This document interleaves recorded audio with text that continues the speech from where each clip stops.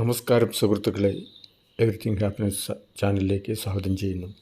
സുഹൃത്തുക്കളെ, ഇന്ന് EDയുടെ പിണറായി വിജയൻ പ്രതിപക്ഷ നേതാവിൻ്റെ വീട്ടിൽ നടന്ന ED റെയ്ഡും അതോടൊപ്പം തന്നെ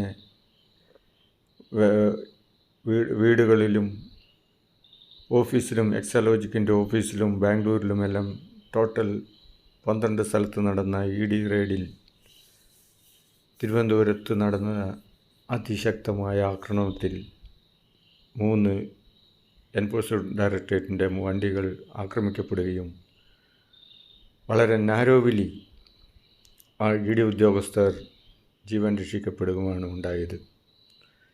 ആസൂത്രിതമായ ഒരു കലാപമാണോ നടന്നത് എന്ന സംശയം ചിലർക്ക് നിലനിൽക്കുന്നു. അത്തരത്തിലാണ് അവിടെ ആക്രമണം ഉണ്ടായത്. എല്ലാവരും ഇത് കേരള പോലീസിൻ്റെ വീഴ്ചയായിട്ട് കാണുന്നു. പക്ഷേങ്കിൽ ആഭ്യന്തരമന്ത്രി പറഞ്ഞത് ED കേന്ദ്ര ഗവൺമെൻറ് ഒരു തരത്തിലും കേരള ഗവൺമെൻറ്റിനെ വിവരം അറിയിച്ചില്ല, അല്ലെങ്കിൽ ശക്തമായ പ്രൊട്ടക്ഷൻ കൊടുത്തേനെ. എങ്കിലും ആൾക്കൂട്ടം അനുസരിച്ച് പോലീസ് അവരുടേതായ രീതിയിലുള്ള പ്രൊട്ടക്ഷൻ കൊടുത്തു. അതിനാലാണ് ഇത്രയെങ്കിലും സംഭവവികാസങ്ങൾ വഷളാകാതെ പോലീസിന് നിയന്ത്രിക്കാൻ സാധിച്ചത്.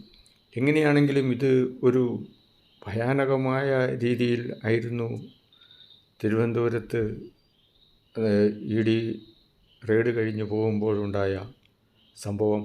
ജനക്കൂട്ടം അതിശക്തമായി ആക്രമിച്ചു. ജനക്കൂട്ടത്തിൻ്റെ ആക്രമണത്തിൽ ED ഉദ്യോഗസ്ഥർ രക്ഷപ്പെട്ടത് നാരോവിലിയാണ്, കഷ്ടിച്ച് രക്ഷപ്പെടുകയാണ് ഉണ്ടായത്. എന്താണേലും നിയമം കയ്യിലെടുക്കാൻ ആരെയും സമ്മതിക്കുകയില്ല. എല്ലാ അക്രമികളെയും അറസ്റ്റ് ചെയ്യും, നിയമത്തിന് മുന്നിൽ കൊണ്ടുവരുമെന്ന് സ്റ്റേണായിട്ട് ആഭ്യന്തരമന്ത്രി പറഞ്ഞതിൽ സന്തോഷിക്കുന്നു. അങ്ങനെ നടക്കുമെന്ന് നമുക്ക് വിചാരിക്കാം.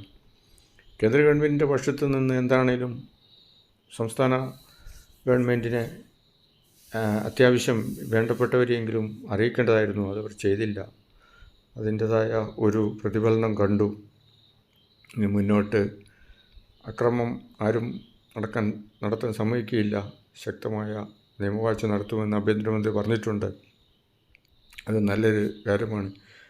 ഇങ്ങനെ ആൾക്കൂട്ടം കൂടിക്കൊണ്ടിട്ട് ഗുണ്ടായിസം അല്ലെങ്കിൽ അക്രമം നടത്തി ഒരു ഫോഴ്സിനെ പരിധിയിലാക്കാമെന്നൊക്കെ കരുതുന്നത് വിഡ്ഢിത്തരമാണ്. അതൊന്നും നടപ്പിലാക്കാൻ പറ്റുന്ന ഒരു ഇതല്ല. എന്താണേലും പ്രതിപക്ഷത്തിൻ്റെയും പ്രതിപക്ഷത്തിലെ ഉയർന്ന നേതാക്കന്മാർ എല്ലാം സമാധാനപരമായി നീങ്ങണം എന്നുള്ള അവരുടെ അഭ്യർത്ഥന ശ്ലാഘനീയമാണ്. അത് അവർ മുന്നിൽ നിന്ന് തന്നെ പ്രവർത്തിക്കുന്നുണ്ടായിരുന്നു. അല്ലെങ്കിൽ ഇതൊന്നും ആയിരിക്കില്ല സ്ഥിതി. ഒരുപാട് ഇന്നസെൻ്റായിട്ടുള്ള ജീവനുകൾ നഷ്ടപ്പെട്ടേനെയും. അതൊന്നും സംഭവിച്ചില്ല. എങ്കിലും ഇതൊരു ഐ ഓപ്പണറാണ്. മുന്നോട്ടിങ്ങനെയുള്ള ഇത് വരുമ്പോൾ പോലീസിൻ്റെയും ഗവൺമെൻറ്റിൻ്റെയും ഭാഗത്തു നിന്ന് സത്വരമായ നടപടി ഉണ്ടായില്ലെങ്കിൽ ഇന്നസെൻ്റ് ജീവനുകളാണ് നഷ്ടപ്പെടുക. ഒരു ജീവന് സബ്സ്റ്റിറ്റ്യൂട്ടായിട്ട് വേറൊന്നുമില്ല. രക്തസാക്ഷികൾ ഉണ്ടാകുന്നത് ആർക്കും നല്ലതല്ല. ഒരു ആവേശത്തിൻ്റെ പുറത്തെ. നന്ദി, നമസ്കാരം സുഹൃത്തുക്കളെ. I am Captain Gear Master Shaji Matthew. Like, comment and share. Thank you. Out.